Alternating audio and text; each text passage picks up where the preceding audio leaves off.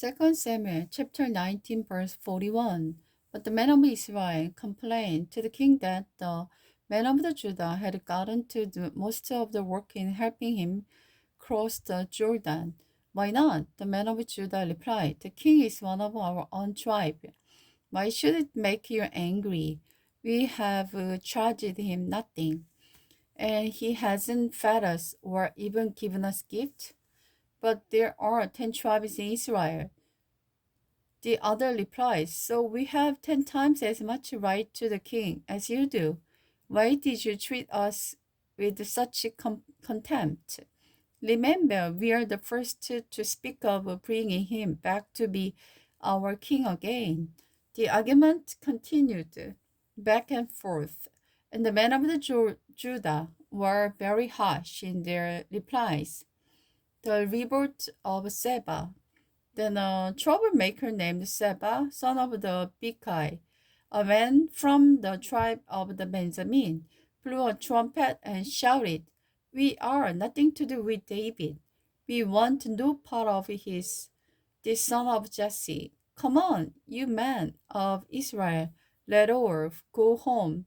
So the men of Israel deserted to David and followed Seba. But the men of the Judah stayed with their king and escorted him from the Jordan River to Jerusalem. When the king arrived at his palace in Jerusalem, he instructed that the 10 concubines he had left to keep home should be placed in seclusion. Their needs were to be cared for, he said, but he would no longer sleep with them, so each of them lived like a widow until she died. Then the king instructed Amasa to mobilize the army of Judah within 3 days and report back at that time. So Amasa went out to motivate the troops, but it took him longer than the 3 days he had been given. The David said to Abishai, that troublemaker Seba is going to hurt us more than Absalom did. Quick, take my troops and chase after him before he get into the fortified city where we can't reach him. So Abishai and Joab set out after Seba with an entire guard from the Joab's army and the king's on bodyguard. As they arrived at the great stone in Gibeon, Amasa met them. Coming from the opposite direction, Joab was wearing his uniform with a dagger strapped to his belt. As he stepped forward to greet Amasa, he secretly slipped the dagger from its knees. How are you, my cousin? Joab said, and took him by the beard with his right hand, as though to kiss him. Amasa didn't notice the danger in his left hand, and Joab stabbed him in the stomach with it, so that his inside gushed out onto the ground. Joab did not need to strike again, and Amasa soon died. Joab and his brother Abishai left him lying there and continued after Seba. One of the Joab's young officers shouted to the Amasa troops, if you are for Joab and David, come and follow Joab.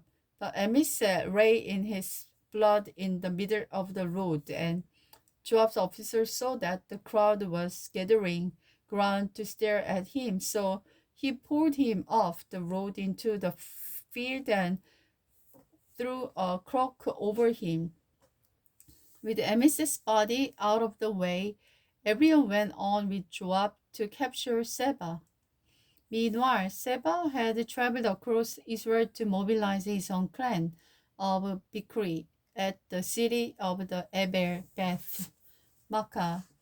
When Joab force arrived, they attacked Abel Beth Makkah and built a ramp against the city wall and began battering it down. But a wise woman in the city called out to Joab, listen to me, Joab. Come over here so I can talk to you.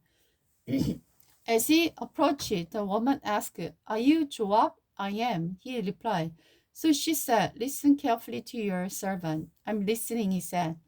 Then she continued, "There used to be a saying, if you want to settle an argument, ask advice at the city of Abel. I am one who is peace-loving and faithful in Israel, but you are destroying a lower city. Why do you want to destroy what belonged to the road?" And Joel replied, "Believe me, I don't want to destroy your city.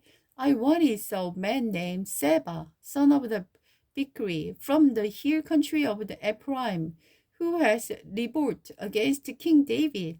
If you hand him over to me, we will leave the city in peace." "All right," the woman replied. "We will throw his head over the wall to you."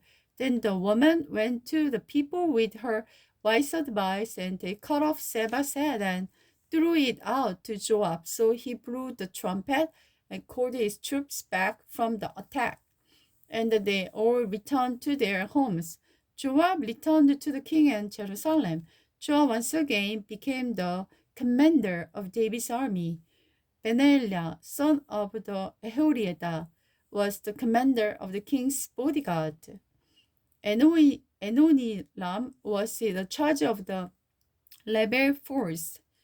Eusabet, son of the Ahiram, was the royal historian. Shepha was the court secretary. Zadok and Abidar was the priest. Ira, the Zachirite, was David's personal priest.